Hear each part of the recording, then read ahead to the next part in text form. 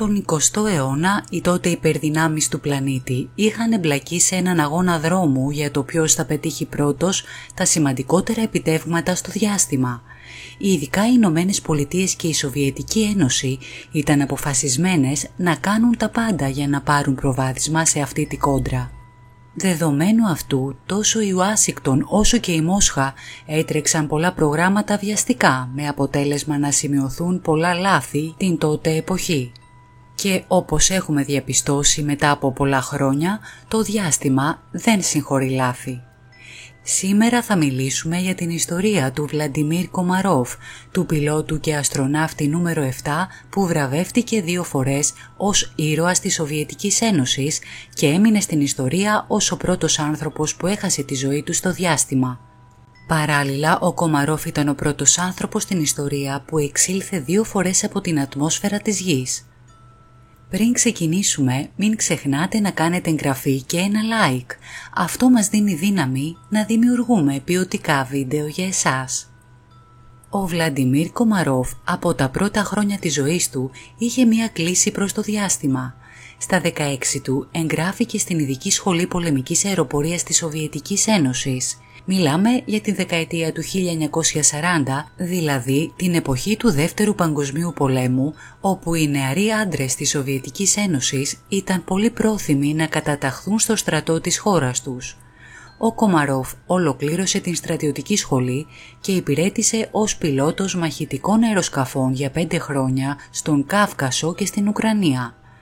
Το 1959 έγινε ειδικός στον τομέα της αεροναυπηγικής και έτσι ξεκίνησε να εργάζεται στο Κρατικό Ινστιτούτο Έρευνας της Σοβιετικής Πολεμικής Αεροπορίας, όπου συμμετείχε σε δοκιμές με μαχητικά αεροσκάφη και μετέπειτα με διαστημόπλια. Ο Κομαρόφ εργάστηκε στα διαστημικά σκάφη Βοσχόντ και Βοστόκ χωρίς να γνωρίζει ότι μια μέρα θα πετάξει με αυτά. Το 1960 μια ειδική επιτροπή έφτασε στο Ινστιτούτο και πρότεινε στον φιλόδοξο Κομαρόφ να συμμετάσχει ο ίδιος σε ένα μυστικό διαστημικό πρόγραμμα της Σοβιετικής Ένωσης. Και κάπως έτσι ο ίδιος κατέληξε στην πρώτη ομάδα Σοβιετικών αστροναυτών. Μετά την πρώτη θρυλική διαστημική πτήση του Γιούρι Γκαγκάριν το έτος 1961, ο Νικίτα Χρουστσόφ, τότε επικεφαλής της Σοβιετικής Ένωσης, ξεκίνησε να απαιτεί περισσότερα διαστημικά επιτεύγματα από τους επιστήμονες του κράτους. Κάθε 3 μήνες ο Χρουστσόφ ρωτούσε τον επικεφαλής σχεδιαστή Σεργέη Κορολιόφ την ίδια ερώτηση: «Ποια θα είναι η επόμενη μας έκπληξη?» Το 1962 ο Αμερικανός πρόεδρος John Fitzgerald Kennedy ανακοίνωσε την έναρξη του σεληνιακού προγράμματος Απόλλω και όπως καταλαβαίνετε η ανακοίνωση αυτή χτύπησε καμπανάκι στη Μόσχα. Οι Σοβιετικοί ήταν αποφασισμένοι να αποδείξουν στον κόσμο πως διατηρούσαν ακόμη την υπεροχή τους στο διάστημα. Έτσι αποφασίστηκε να πραγματοποιηθεί μια επανδρωμένη διαστημική πτήση με σοβιετικούς αστροναύτες. Το πρόβλημα ήταν πως οι Ρώσοι εκείνη την περίοδο δεν διέθεταν κάποιο διαστημικό σκάφος ικανό να αναλάβει μια τέτοια αποστολή. Επειδή βιάζονταν όμως να γίνουν πρωτοσέλιδο στον διεθνή τύπο, απλά μετονόμασαν το σκάφος Βοστόκ 1 του Γκαγκάριν σε Βοσκόντ 1 και με 1000 ζόρια χώρεσαν 3 αστροναύτες μέσα στη μικρή καμπίνα του. Ο Κομαρόφ έγινε ο διοικητής της αποστολής και πιλότος του μικρού διαστημικού σκάφους.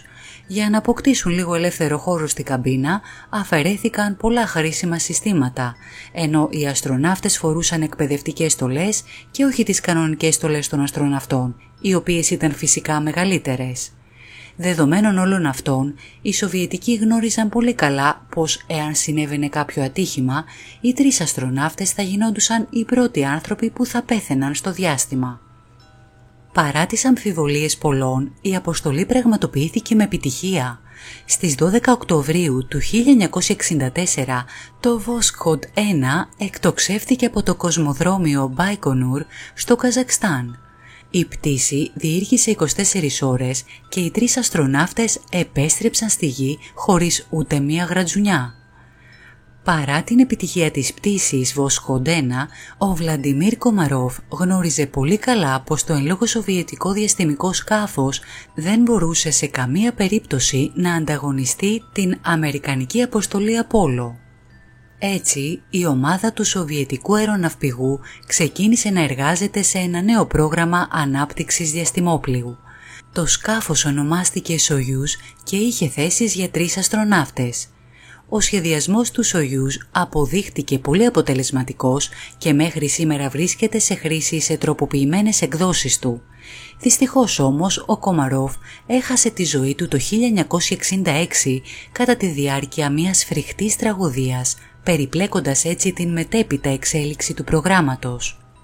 Για να δούμε όμως πώς πέθανε ο Κομαρόφ και γιατί ευθύνεται η ηγεσία της Σοβιετικής Ένωσης για την πρώτη ανθρώπινη απώλεια στο διάστημα. Πριν συνεχίσουμε, μην ξεχνάτε να κάνετε εγγραφή και ένα like. Αυτό μας δίνει δύναμη να δημιουργούμε ποιοτικά βίντεο για εσάς. Στα αρχικά στάδια του προγράμματος Soyuz και όσο το διαστημικό σκάφος είχε ολοκληρώσει 3 ανεπιτυχείς δοκιμαστικές εκτοξεύσεις, οι Σοβιετικές αρχές αποφάσισαν να πραγματοποιήσουν μια επανδρωμένη εκτόξευση του σκάφους για να μην μείνουν πίσω από τις Ηνωμένες Πολιτείες στο διαστημικό μαραθώνιό τους. Η Μόσχα αποφάσισε να εκτοξευθούν 2 διαστημικά σκάφη, το Soyuz 1 και το Soyuz 2. Η κύρια αποστολή τους ήταν να τεθούν σε τροχιά γύρω από τον πλανήτη μας. Ο Κομαρόφ θα πετούσε με το πρώτο σκάφος και ο Γκαγκάριν με το δεύτερο. Οι 2 αστροναύτες ήταν καλοί φίλοι. Μαζί ανέβηκαν στον ανελκυστήρα στην κορυφή της πλατφόρμας, όπου ο Γκαγκάριν αποχαιρέτησε τον Κομαρόφ λέγοντάς του «Τα λέμε σύντομα». Λίγο αργότερα το Soyuz 1 εκτοξεύθηκε από το κοσμοδρόμιο του Καζακστάν στις 23 Απριλίου του 1967, όπως ήταν προγραμματισμένο. 6 λεπτά αργότερα το διαστημικό σκάφος εισήλθε σε τροχιά. Όλα κυλούσαν βάσει σχεδίου, μέχρι που τα πράγματα πήραν γρήγορα άσχημη τροπή. Ένα από τα 2 ηλιακά πάνελ του σκάφους μπλόκαρε και έτσι δεν μπορούσε να ανοίξει.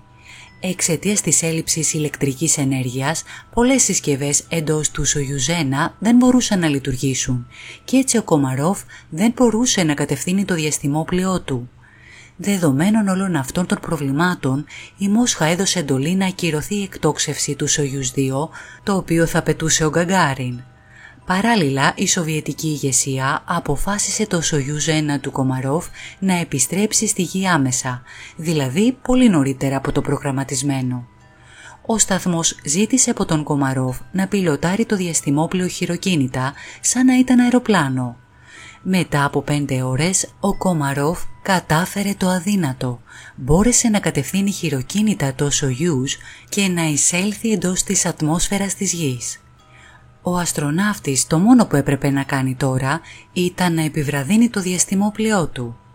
7 χιλιόμετρα πριν την πρόσκρουση, ο Κομαρόφ προσπάθησε να εγκαταλείψει το σκάφος με το κύριο αλεξίπτωτό του, αλλά δεν τα κατάφερε γιατί είχε μπλοκάρει. Έπειτα προσπάθησε να χρησιμοποιήσει το εφεδρικό αλεξίπτωτο, το οποίο όμως εξαιτίας της περιστροφής κίνησης του σκάφους τυλίχθηκε γύρω από τον Κομαρόφ και δεν άνοιξε ποτέ. Τελικά το Soyuz 1 προσέκρουσε με υψηλή ταχύτητα στη γη και ο Κομαρόφ σκοτώθηκε. Η κάψουλα του βρέθηκε μισό μέτρο κάτω από την επιφάνεια του εδάφους, καμένη ολοσχερός. Το διαστημόπλοιο προσέκρουσε με ταχύτητα 80 μέτρων το δευτερόλεπτο στη γη, σκοτώνοντας ακαριέα τον μοναδικό πιλότο του. Έπειτα οι δεξαμενές καυσίμου του σκάφους εξεράγησαν, καίγοντας ολοκληρωτικά το σώμα του Κομαρόφ. Οι τελευταίες λέξεις του θρυλικού σοβιετικού αστροναύτη λέγεται πως ήταν «Φροντίστε την οικογένειά μου». Πιστεύετε πως στην θέση Κομαρόφ θα βρισκόταν ο Γιούρι Γκαγκάριν, ωστόσο λίγο πριν την εκτόξευση είχε επιλεχθεί ο Κομαρόφ όντας ένας πιλότος με μεγαλύτερη τεχνική εμπειρία. Φήμες στέλνουν τον Γκαγκάριν να κατηγορεί τον εαυτό του που δεν πίεσε την σοβιετική κυβέρνηση να καθυστερήσει την πτήση του Soyuz 1 μέχρι το διαστημικό σκάφος να κριθεί πλήρως λειτουργικό και ασφαλές. Ο θάνατος του Κομαρόφ σόκαρε τον κόσμο, ενώ παραμένει μέχρι και σήμερα μία από τις χειρότερες διαστημικές τραγωδίες. Ο Κομαρόφ θεωρήθηκε και βραβεύτηκε ως ήρωας της Σοβιετικής Ένωσης αφού θυσίασε τη ζωή του για το κράτος και την επιστήμη. Έναν χρόνο αργότερα έχασε τη ζωή του και ο θρυλικός Γιούρι Γκαγκάριν κατά τη διάρκεια δοκιμής ενός μαχητικού αεροσκάφους MiG-15. Έτσι, η περίοδος 1967 και 1968 ήταν μια μεγάλη μαύρη σελίδα για τα διαστημικά προγράμματα της Μόσχας. Αυτό ήταν το βίντεο. Γράψτε μας στα σχόλια τι θέλετε να δείτε στη συνέχεια.